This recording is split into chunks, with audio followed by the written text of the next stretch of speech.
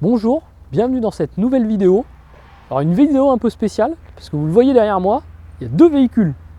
Et aujourd'hui, on va essayer de comparer deux véhicules d'années bien opposées. Alors pour ça, qu'est-ce qu'on a fait? On a pris deux Adria, deux profilés, comme ça la même marque, la même gamme de véhicules, tous les deux sur des porteurs Fiat. Et on va voir un petit peu les différences qu'il y a entre les anciens modèles et les nouveaux modèles.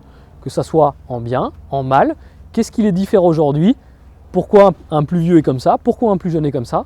On voudrait quand même remercier nos clients, nos deux clients qui nous ont prêté les véhicules gentiment. On va pouvoir tourner dedans, donc un grand merci à eux. Donc on attaque Adria donc 2021 et Adria des années 2000, si je ne me trompe pas, ça doit être un 2001 ou un 2002 celui-ci. Donc déjà, on va faire un petit tour à l'extérieur. Bon, la face avant, esthétiquement, on ne va pas revenir sur chaque détail esthétique qui change, parce que vous le voyez bien que les faces avant sont vraiment pas les mêmes. Nous, on va plutôt se concentrer sur les trucs un peu techniques. Première chose, les châssis ne sont pas les mêmes. Tout simplement, dans les années 2000, on avait un châssis de type fourgon. Donc qu'est-ce qui change entre un châssis fourgon et un châssis camping-car? Tout simplement, le châssis camping-car a les voies élargies. C'est-à-dire qu'on va élargir les deux roues arrière pour rendre le véhicule plus stable. Donc tout simplement, si je regarde dans celui-ci, mes roues avant et mes roues arrière ne sont pas dans la même ligne. Mes roues arrière sont un petit peu plus larges. Si je regarde mon Adria, tic, ancien modèle, mes roues arrière et mes roues avant sont dans la même largeur. On continue un petit peu sur les extérieurs. Chose qu'on peut remarquer, les anciens modèles sont souvent plus bas que les nouveaux modèles. On parle en hauteur totale. C'est-à-dire que mon point le plus haut est plus bas sur mon ancien. Et ça vient de quoi? Ça vient du fait que dans l'aménagement des anciens véhicules, nous n'avions pas de lit pavillon. Les nouveaux véhicules ayant un lit pavillon, il faut gagner en hauteur pour ne pas se taper la tête dans le lit. Et c'est pour ça que très souvent, on voit soit une espèce de petite bouffiole, soit un véhicule qui est complètement plus haut sur toute la longueur. Et ça, c'est dû à l'arrivée des lits pavillons. Donc les lits pavillons, ils sont arrivés, on les a vus sur les profilés arriver beaucoup dans les années 2011, 12, 13. C'est là où ils ont commencé à arriver. Avant, généralement, vous n'avez pas de lit pavillon. Autre élément que l'on remarque à l'extérieur, les grilles des réfrigérateurs. On voit, elles sont très rapprochées. La raison, elle est simple, c'est que dans les anciens véhicules, souvent, on avait des petits réfrigérateurs. Autour des années 2007-2008, tout de suite, on a eu des réfrigérateurs plus grands, mais dans les anciens, vous trouvez beaucoup de petits réfrigérateurs. Alors que dans notre nouveau modèle, donc notre 2021, on voit que les grilles sont plus espacées, donc un réfrigérateur plus grand. Un point de similitude maintenant. Ouais, parce qu'on fait les différences. Mais ce qu'on peut dire déjà, chez Adria, Adriatique d'ailleurs à l'époque ça s'appelait, chez Adriatique, on était déjà en parois polyester. C'est toujours le cas.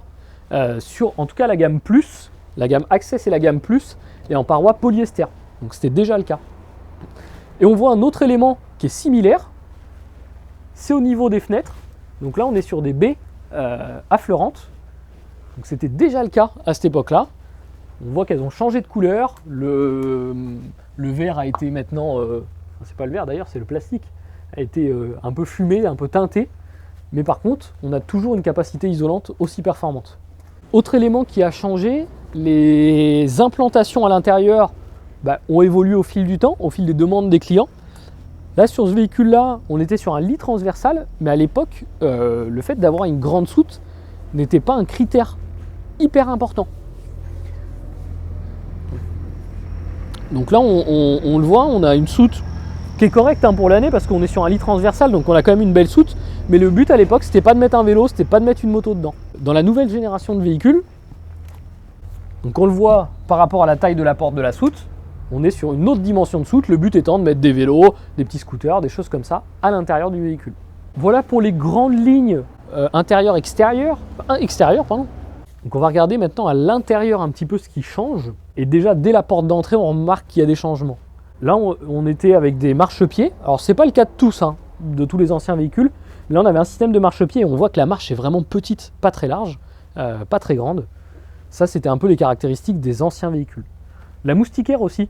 Alors là on a la moustiquaire parce qu'on est sur une gamme plutôt haute. Adria a toujours fait des véhicules plutôt haut de gamme, donc très bien d'avoir la moustiquaire sur un véhicule de cette année-là.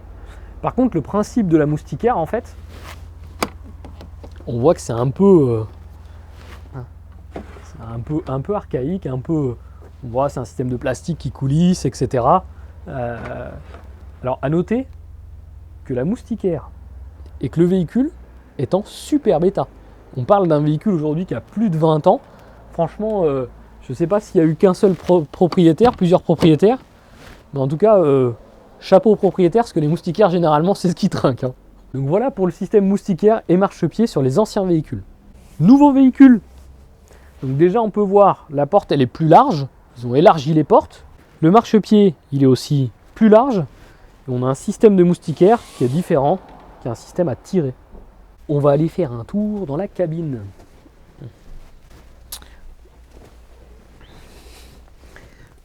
Bon, outre le look qui va avec ces années de véhicules, qu'est-ce qu'on peut dire ?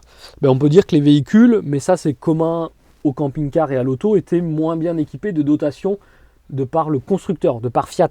Ces véhicules-là ne sont pas équipés de climatisation, ces véhicules-là ne sont pas équipés de régulateurs, de limiteurs, ce qui était à peu près normal. Un point qui diffère aussi, c'est qu'à cette époque-là, on n'avait pas de système pour pouvoir mettre ce qu'on appelle un double DIN ou un multimédia. On voit maintenant, on peut mettre des grosses centrales avec un écran. Là, c'était pas possible. Donc soit on mettait des petits postes, donc là on a le poste de radio qui est là, on pouvait mettre un petit poste avec un écran ou autre, mais on voit que c'est très bas. Et on voit d'ailleurs que l'écran de caméra de recul qui a été rajouté a été mis sur le côté. Et pour finir avec la partie cabine, nous n'avons pas aussi les occultants, alors que maintenant les stores plissés, comme on les appelle, étaient monnaie courante. Alors que maintenant ils sont monnaie courante. Là on était encore avec un système tout simplement de rideaux. Donc là, la modernité. Donc les véhicules maintenant équipés forcément de climatisation, régulateur, limiteur. On le voit, on peut insérer un double DIN qui nous permet d'avoir l'écran de la caméra de recul, etc. Et d'avoir des stores plissés. Et du coup, on a abandonné le système de rideaux tout autour. Alors, il y a quelques véhicules qui les ont encore, les rideaux, pour pas être mauvaise langue. Il y a des marques qui laissent encore des rideaux, mais aujourd'hui, c'est plutôt les constructeurs se tournent plutôt vers les stores plissés cabine. Au niveau du départ de la cellule, ce qu'on peut voir dans les anciens véhicules, on n'avait pas de skydome. On a du rangement tout autour, mais ici, pas de fenêtre. Dans celui-ci, d'ailleurs, les sièges avant ne pivotent pas. Donc ça, c'était aussi une caractéristique des anciens véhicules. Sur les anciens modèles, très très souvent, en fait, on pivotait pas les sièges, mais on avait ce qu'on appelait des banquettes face-face. Donc ce qui nous permettait de manger les uns en face des autres, et on avait nos systèmes de ceintures. Et d'ailleurs, c'est pour ça aussi que les véhicules étaient avec beaucoup de place carte grise. On avait 2 ceintures là-bas, 2 ceintures ici, et 2 ceintures devant. Nouveau véhicule, donc là on voit apparition du skydome. Du coup on a perdu un peu de rangement, mais on en a récupéré sur les côtés. Et on a aussi le système de siège qui pivote maintenant pour pouvoir avoir accès à un grand salon. Et on voit au niveau du salon, on n'est plus sur des banquettes face route, on est sur des banquettes face à face. Alors les banquettes face route existent toujours, par contre la double banquette aujourd'hui, ça ne se fait plus, ou très peu, ou vraiment dans des modèles très particuliers. Au niveau des systèmes de cuisine, on voit que ça n'a pas trop changé. Les éviers restent à peu près similaires. Les plaques au niveau du gaz. Donc là, on était sur un système de 3 feux. On avait déjà le piezo. Donc franchement, on est assez similaire au système des nouveaux camping-cars. Toujours pour rester dans la partie cuisine, donc on l'a évoqué, les réfrigérateurs étaient plus petits, mais il y a un deuxième point, c'est que les réfrigérateurs étaient très souvent manuels. Donc qu'est-ce que ça veut dire ? Eh bien, ça veut dire que dans les anciens, je dois moi-même sélectionner le mode, donc 220, 12 volts et gaz. Et sur certains, donc c'est le cas ici, je dois presser le bouton, attendre que mon piezo agisse et attendre que ma flamme se fasse. Donc on avait vraiment un allumage manuel du système et on ne devait pas oublier quand on s'arrête de le passer au gaz. On le met au 12 volts en roulant et on le met au gaz après. Parce qu'à savoir, chose importante, c'est que ces véhicules-là n'avaient pas le droit de rouler bouteille de gaz ouverte. La bouteille devait être systématiquement fermée. À l'époque, donc il y a une vingtaine d'années maintenant, le chauffage était déjà un système Truma.